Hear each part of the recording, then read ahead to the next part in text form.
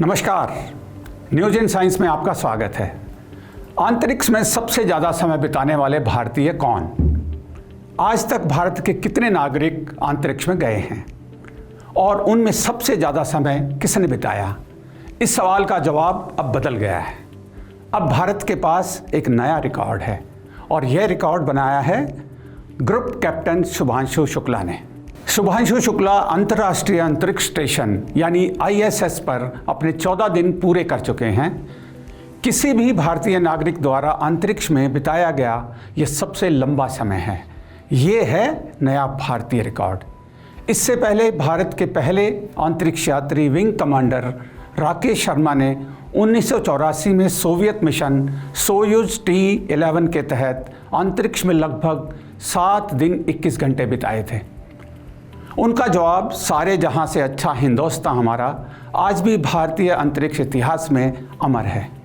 अब सवाल ये है कि कल्पना चावला और सुनीता विलियम ने तो इनसे कहीं ज़्यादा दिन अंतरिक्ष में बिताए हैं, तो फिर रिकॉर्ड उनके नाम क्यों नहीं? कल्पना चावला और सुनीता विलियम्स अंतरिक्ष में गई थी और इनसे कहीं ज़्यादा समय अंतरिक्ष में रही थी। वास्तव में वे भारतीय मूल की तो थी, लेकिन स्पेस मिशन के समय वे भारतीय नागरिक नहीं थी। वो अमेरिका की ओर से नासा के मिशन का हिस्सा थी। इसीलिए आधिकारिक तौर पर भारतीय नागरिक के रूप में सबसे लंबा अंतरिक्ष प्रवास अब ग्रुप कैप्टन शुभांशु शुक्ला के नाम है। इस रिकॉर्ड के साथ शुभांशु शुक्ला न सिर्फ भारत के अंतरिक्ष यात्रा के इतिहास में अमर हो गए हैं, बल्कि उन्होंने पूरे देश को गर्व करने का एक और मौका दिया है। ग्रुप कैप्टन शुभांशु शुक्ला इस दौरान माइक्रोग्रेविटी यानी सूक्ष्म गुरुत्वाकर्षण में 7 बड़े वैज्ञानिक प्रयोगों में जुटे हैं। लेकिन इन सब में एक खास है मायोजेनेसिस। यह प्रयोग बेंगलुरु के institute for stem cell science and regenerative medicine यानी INSTEM के साथ मिलकर हो रहा है। इसका मकसद ये समझना है कि गुरुत्वाकर्षण की कमी में हमारी मांसपेशियां कैसे प्रभावित होती हैं और उन्हें कमज़ोर होने से कैसे बचाया जा सकता है।